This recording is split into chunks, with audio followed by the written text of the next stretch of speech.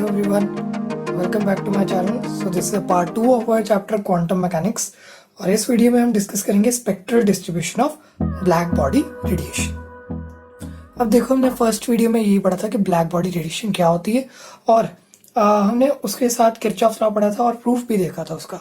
अब अगर देखा जाए कि ब्लैक बॉडी रेडिएशन जो है वो रेडिएशंस एमिट हो रही है बॉडी से, और ये देखा गया that with the rise in temperature, जैसे जैसे टेम्परेचर इंक्रीज करता है तो एनर्जी रेडिएटेड पर यूनिट एरिया जो है वो इंक्रीज करती है, राइट।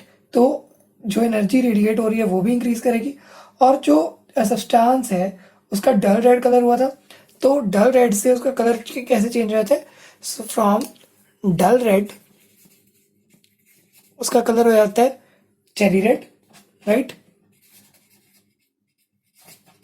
और चेरी रेड से उसका कलर हो जाता है ऑरेंज, एंड देन फाइनली उसका कलर हो जाता है वाइट।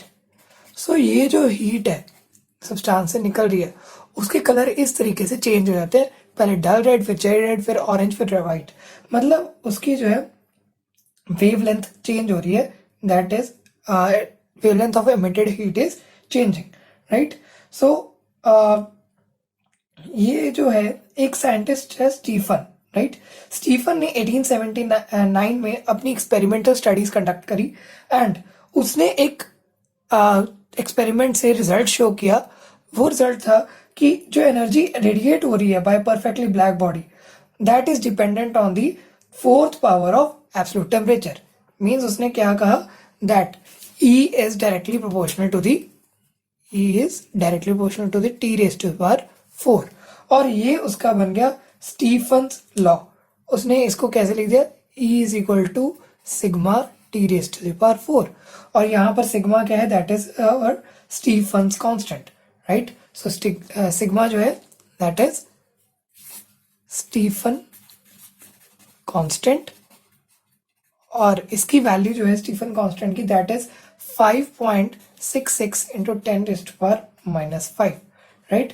अगर एनर्जी जो है अर्ग्स में होगी और टाइम को सेकंड्स में लिखेंगे, मतलब CGS में हम लिखना हो तो स्टीफन कांस्टेंट की वैल्यू होती है 5.66 इंटू 10⁻⁻5, राइट। एंड ये जो इसने स्टेटमेंट दी उसका नाम इसने दिया स्टीफन्स फोर्थ पावर लॉ या फिर Stefan Boltzmann fourth power law. So let me write the statement here. So friends, ये स्टेट करता है total amount of energy E, right. So E energy जो है that radiated by perfectly black body. अगर हमारे पास black body है तो उसने जो एनर्जी रेडिएट करी है per unit area per unit time. So ये इंपॉर्टेंट है, per unit area per unit time, and it is directly proportional to the fourth power of absolute temperature. So this was statement given by Stefan Boltzmann law, right. And fourth power law ऐसे क्यों कहते हैं? Because T raised to power 4 है, right. और इसको simplify करके E is equal to sigma T raised to power 4 कहा गया। सो that was the law of Stephen Boltzmann law, right. And इसका अगर थ्योरेटिकल प्रूफ देना था तो बोल्ट्जमैन ने इसका थ्योरेटिकल प्रूफ दिया by applying the laws of thermodynamics. अब थ्योरेटिकल प्रूफ तो खास हमारे सिलेबस में नहीं है, बट लेकिन ये दो साइंटिस्ट आए, Lummer and Pringsheim, right. So I can write their names here. So दो साइंटिस्ट है लमर एंड प्रिंगसियम, राइट। इन्होंने एक एक्सपेरिमेंटली डिस्ट्रीब्यूशन निकाली एनर्जी की different wavelengths of the spectrum के बिहाफ पर। सो इन्होंने एक्सपेरिमेंटल एपरेटस लिया, let me show you here. So friends, इन्होंने ब्लैक बॉडी रेडिएशंस को स्टडी करना था with respect to their energies, right. So यहाँ पर इन्होंने ब्लैक बॉडी कौन सी ली? कार्बन ट्यूब ली, और इसकी जो रेडिएशंस निकल रही थी इसको इलेक्ट्रिकली हीट करके जो रेडिएशंस निकल रही थी उसको इस स्लिट से पास करवाया। So this slit is S1, right. So ये हमारी S1 स्लिट है। सो S1 स्लिट से रेडिएशंस निकली। अब रेडिएशन जो है वो इस तरीके से एक कनकेव मिरर पर फॉल हुई, right. So radiations felt on a concave mirror, and यहाँ से कनकेव मिरर से ये रिफ्लेक्ट होकर इस प्रिज्म में जाएगी। एंड ये कौन सी प्रिज्म थी? फ्लोरस्पार प्रिज्म थी ये, राइट। सो रेडिएशंस इस तरीके से यहाँ से रिफ्लेक्ट होकर फ्लोरस्पार प्रिज्म में गई, और फ्लोरस्पार प्रिज्म से ये ट्रैवल करके एक और कनकेव मिरर था इसके सामने। सो ये एक और कनकेव मिरर की तरफ गई। So that is like this.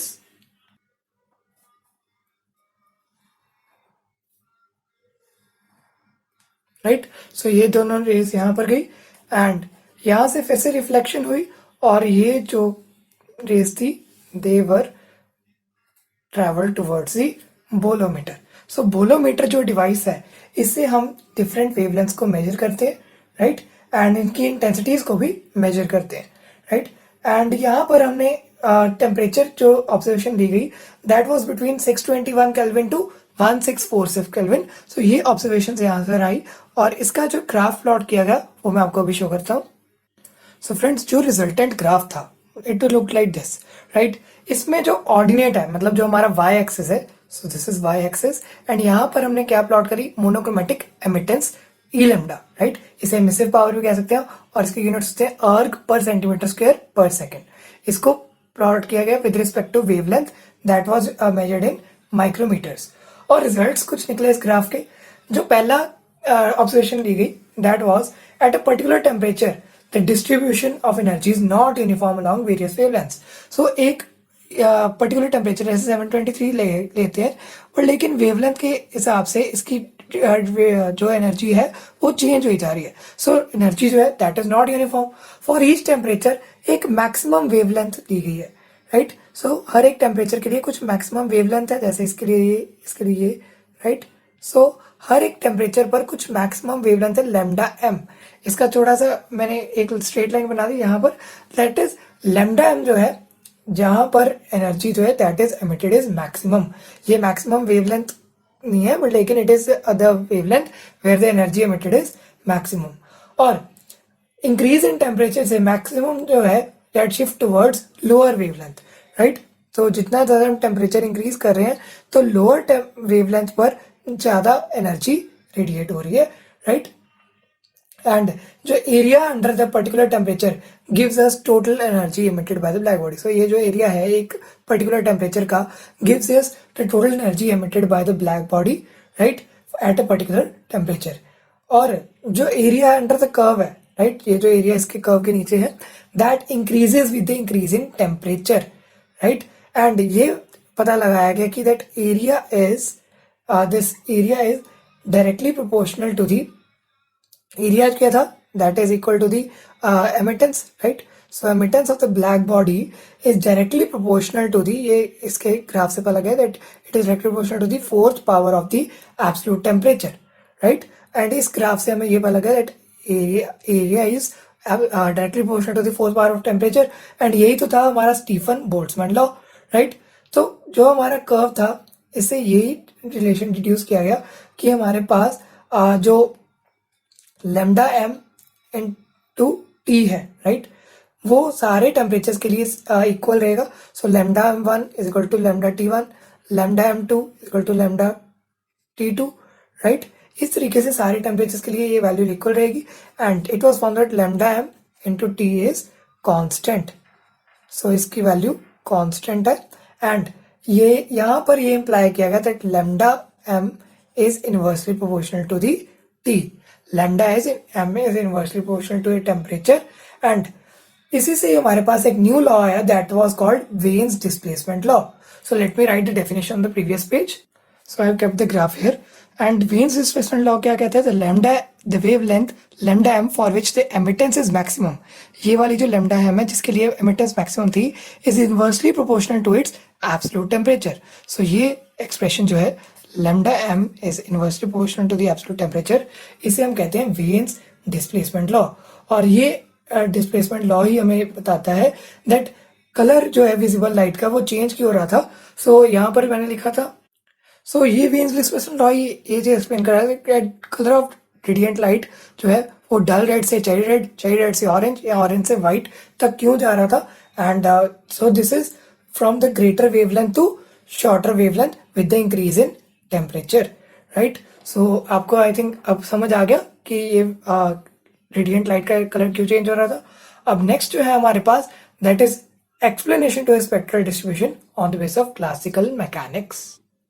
अब जब spectral distribution of curves of black body radiation को एक्सप्लेन करना था तो क्लासिकल मैकेनिक्स में हमने यूज किया Maxwell's electromagnetic wave theory, right. और इस थ्योरी के हिसाब से जो सोर्स ऑफ रेडिएंट एनर्जी है that is in the form of electromagnetic waves. So जो सोर्स है हमारे पास ऑफ सोर्स जो है उसमें से जो वेव्स निकल रही है that is in the form of EM waves, right. So electromagnetic waves है की तरह सोर्स निकल रही है, और इनमें जो वाइब्रेटिंग पार्टिकल्स हैं उनको क्या कहेगा, जो EM वेव्स में वाइब्रेटिंग पार्टिकल्स हैं that were called vibrating particles were called as oscillators. So इनको ऑसिलेटर्स कहा गया।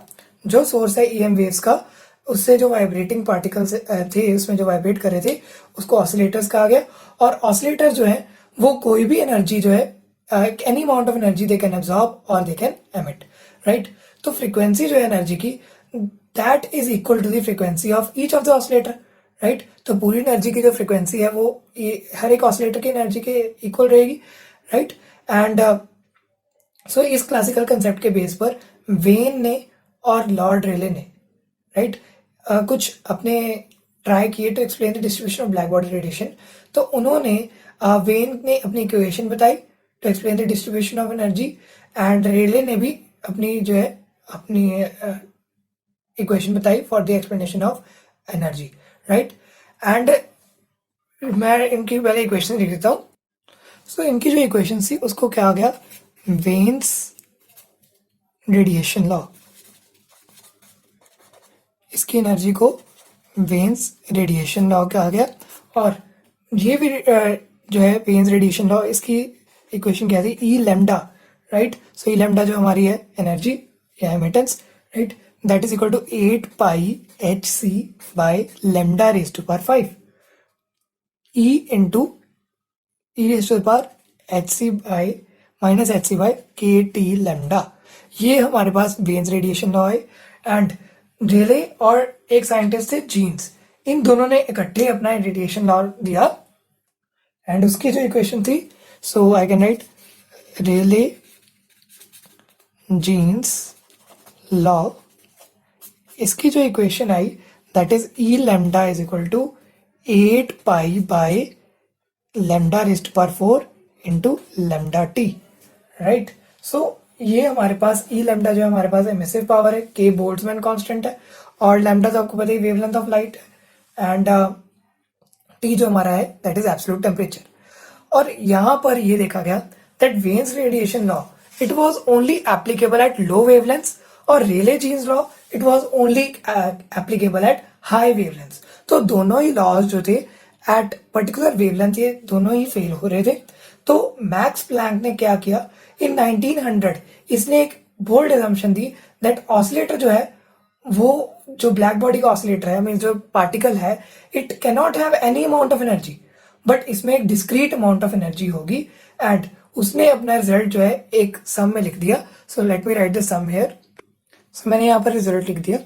अब आई थिंक आप रिलेट कर पा रहे हैं कि जो EM वेव्स थी, यहाँ पर oscillator term is used for the vibrating particles, right. तो जो वाइब्रेटिंग पार्टिकल है वो ऑसिलेट कर रहे हैं EM वेव में, बट लेकिन प्लैंक ने क्या कहा, Max Planck said that in 1900 energy जो है दैट इज एमिटेड और एब्जॉर्ब नॉट कंटिन्यूसली, वो वेव की फॉर्म में कंटिन्यूसली नहीं आ रही बट डिसकंटिन्यूसली आ रही है in the form of packets of energy called quanta.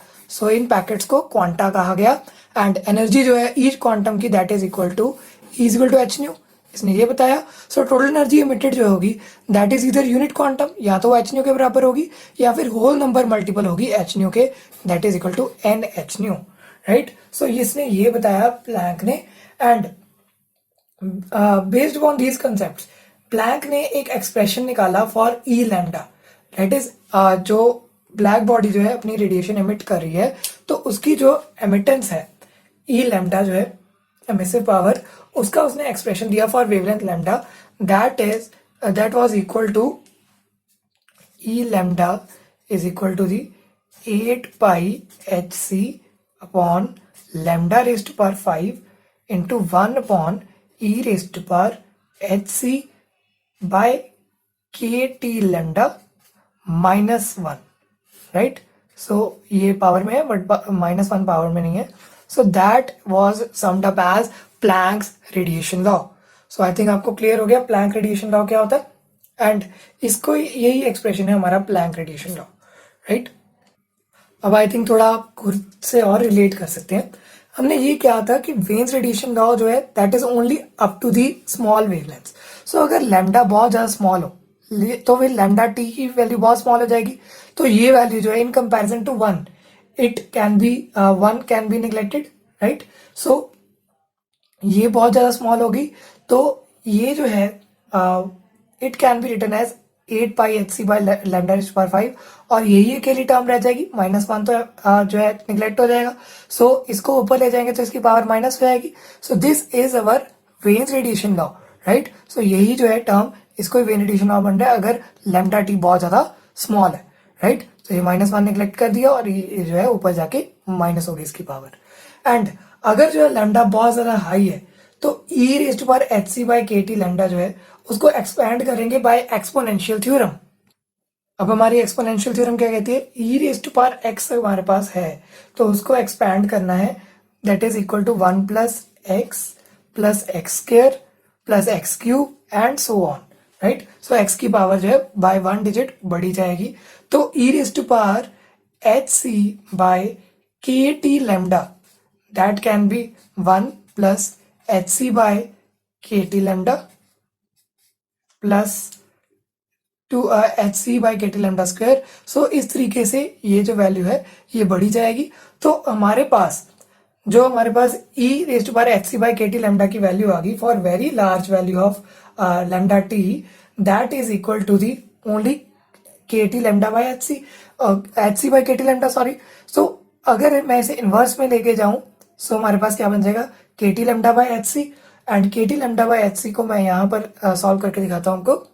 सो करना क्या है, इस पूरी टर्म की जगह हमने क्या लिख देना है, k T lambda by H c, because ये इन्वर्स हो जाएगा।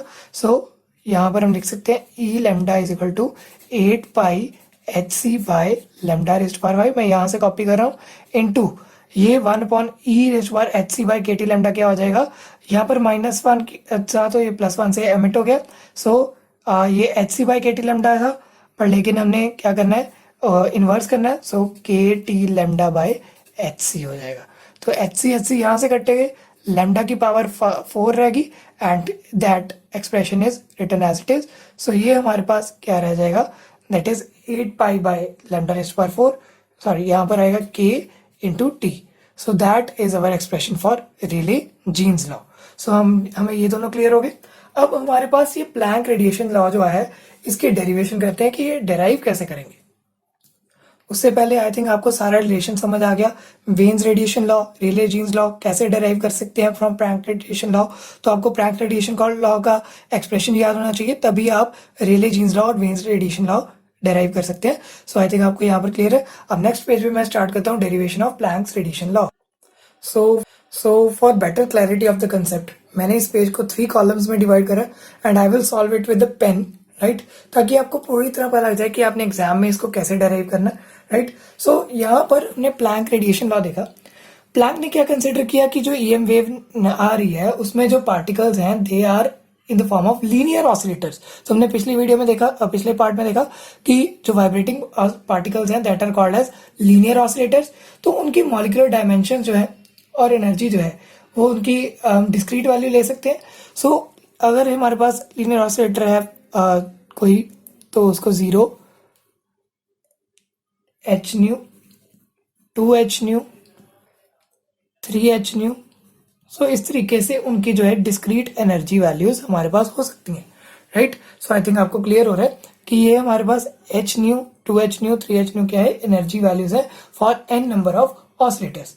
अगर हमारे पास पर यूनिट वॉल्यूम जो ऑसिलेटर्स हैं, if n0, n1, n2 that are and so on are number of oscillators per unit volume, क्या है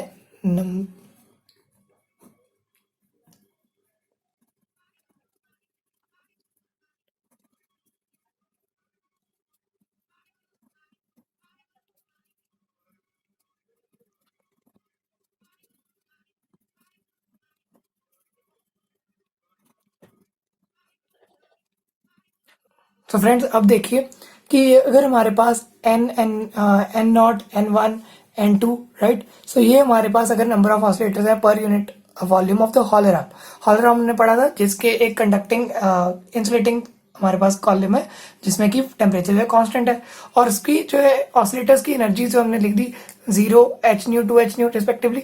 तो टोटल नंबर ऑफ ऑसिलेटर्स अगर n है per unit volume, so total number of oscillators n can be equal to n is equal to n naught n of 0 for n1 n2 and so on, जितने भी हमारे पास पर unit volume जो oscillators होंगे। सो हम अगर हमने नंबर ऑफ ऑसिलेटर्स हमारे पास एन आर हो जिनकी एनर्जी ई आर है, so the N R is given by the relation by the Maxwell formula. N R is the number of oscillators और उसकी एनर्जी गिवन होगी एन नॉट ई रेस्ट पर minus E R by के T. So ये हमारे पास जो है मैक्सवेल्स फॉर्मूला है, that is N R equal to N naught E raised पर माइनस ई आर बाय के टी। अब हम इस इक्वेशन में जो हमारे पास ये समझ लो 1 है एंड ये हमारे पास आ गई सेकेंड। अब हम सेकेंड को फर्स्ट में पुट करेंगे तो हमारे पास क्या बन जाएगा,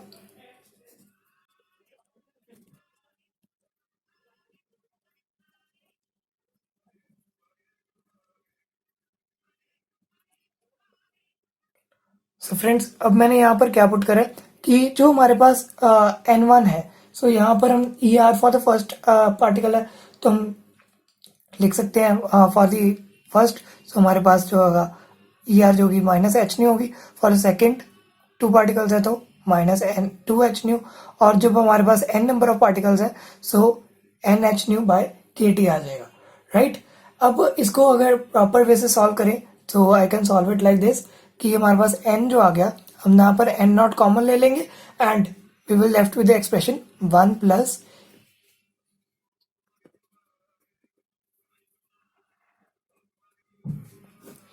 सो ये हमारे पास एक्सप्रेशन आ जाएगा। एन नॉट जो है कॉमन लिया तो 1 plus E raised power minus H nu by के T plus E raised power minus 2 H nu by के टी एंड सो ऑन। अब हमारे पास एक एक्सप्रेशन होता है मैथमेटिकल एक्सप्रेशन, अगर आप मैथ्स के स्टूडेंट नहीं है तो आपको ये एक्सप्रेशन याद करना पड़ेगा। So that is 1 minus E raised power, अगर हमारे पास माइनस एक्स है, right, 1 minus E raised power minus X raise to the power minus 1।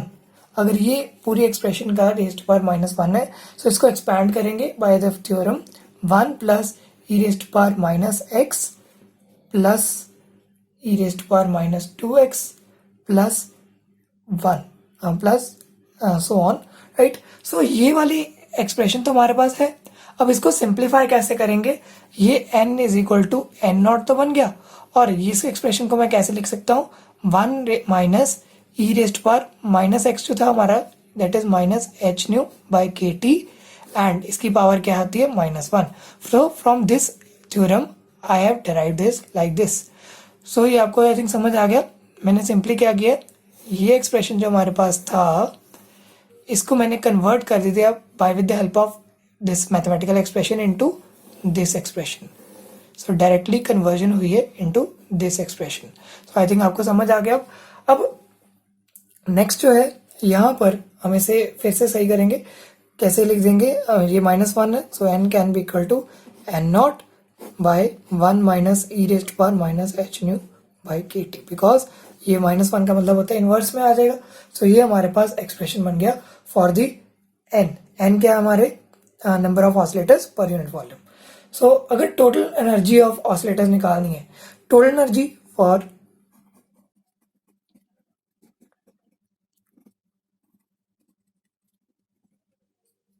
So total energy क्या होगी, E is equal to n1 into H nu, वैसे ही n2 के लिए n3 के लिए, so I can write here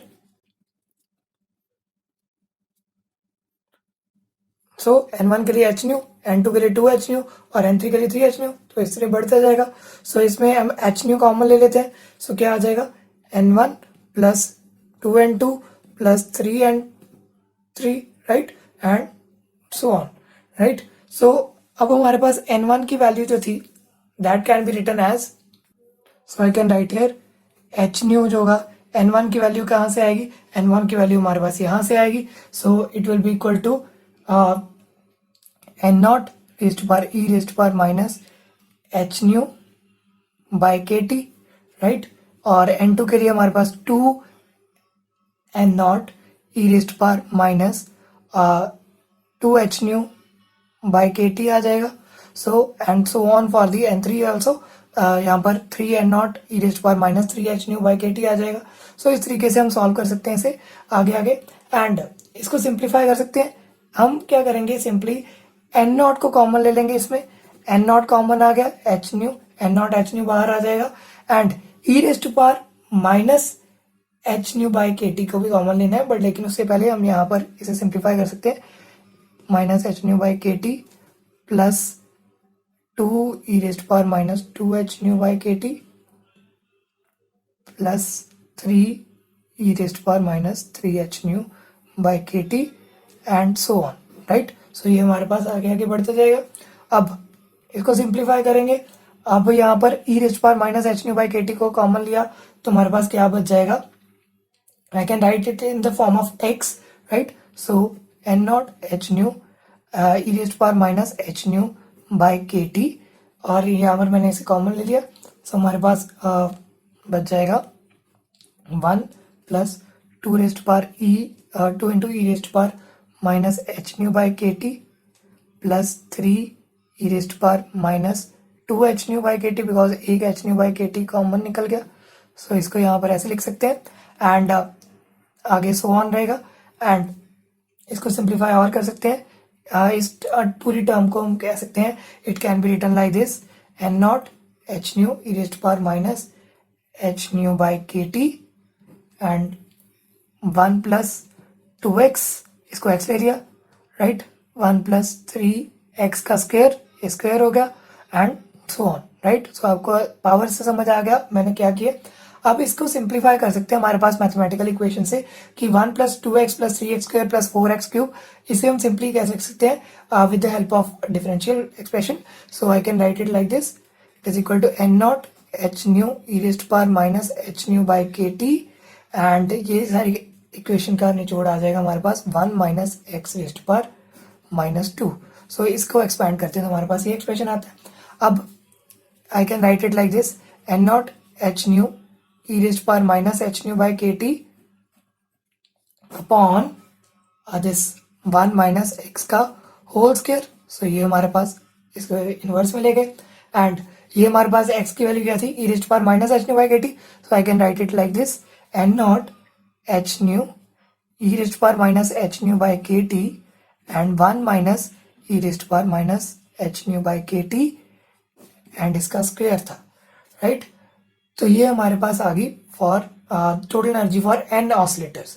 अगर हमारे पास एवरेज एनर्जी निकालनी है तो एवरेज एनर्जी निकालेंगे कैसे. Average energy can be written as E bar is E by N. So E जो एनर्जी होगी टोटल नंबर ऑफ ऑसिलेटर्स की divide by number of oscillators.